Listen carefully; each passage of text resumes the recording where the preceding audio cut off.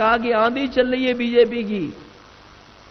हमें तो कहीं हवा तक नहीं दिखाई दे रही बीजेपी की। कहते ये कांग्रेस और समाजवादी पार्टी के लोग टिक नहीं सकते आंधी में।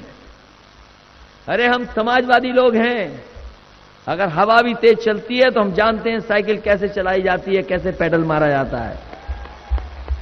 और याद रखना, जो आंधियों से टकराते हैं इतिहास उन्हीं का बनता है। और एक बार फिर समाजवादी पार्टी इतिहास बनाने जा रही है उत्तर प्रदेश में बहुमत की सरकार बना करके।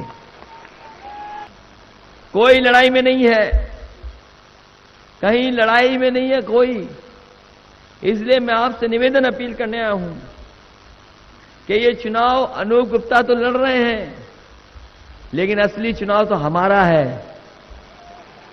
बताओ चुनाव हमारा है कि नहीं है, ये बताओ। इसलिए इनकी मदद करके हमारी मदद आप कर रहे हो, जिससे हम दोबारा मौका मिल जाए आपकी सेवा करने का। और हम भरोसा दिलाते हैं जिस रास्ते पे हम उत्तर प्रदेश को लेके गए हैं उसमें काम करेंगे हम लोग। हमारे तमाम फैसले जो होने हैं, अभी तो स्कूलों में केवल हमने कपड़े दिए, नई ड्रेस दी है, प्लेट और गिलास भी बट गया होगा, बैग भी दे दिया। आने वाले समय में तय किया है कि जो हमारे प्राइमरी स्कूल है, गरीब बच्चे हैं, उनको 1 लीटर घी और 1 किलो मिल्क पाउडर देने का काम भी सरकार की तरफ से होगा, जिससे हमारे गरीबों के बच्चों का स्वास्थ्य बेहतर हो। और जो दूध खरीदा जाएगा वो तो आप ही लोगों से लिया जाएगा। अगर हमारे लोगों को भरोसा 102, 108 एम्बुलेंस पे, 100 नंबर की जो नई शुरू की उस पर भी भरोसा, तो आने वाले समय में हम जानवरों के लिए भी एम्बुलेंस चलाना चाहते हैं। अगर हमारे किसान गरीब गांव में किसी का जानवर बीमार हो गया, गाय भैंस बीमार हो गई अगर, तो आप फोन कर देना, डॉक्टर और दवाई दोनों साथ आएंगे और आपके जानवर का भी इलाज करने का काम समाजवादी सरकार में होगा।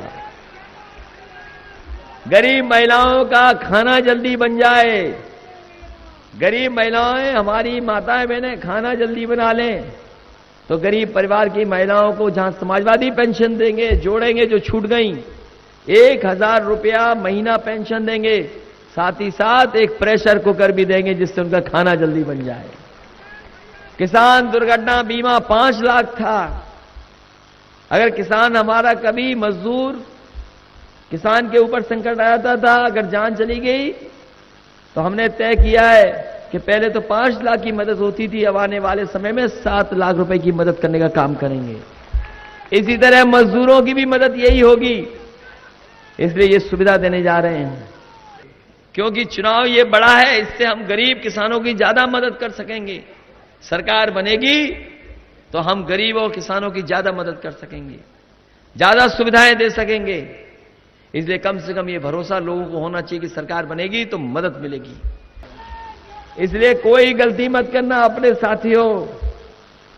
ये छोटे चुनाव में होता है इधर उधर कुछ चीजें, लेकिन ये चुनाव हमारा भी है, इसलिए हमारी मदद करना आप।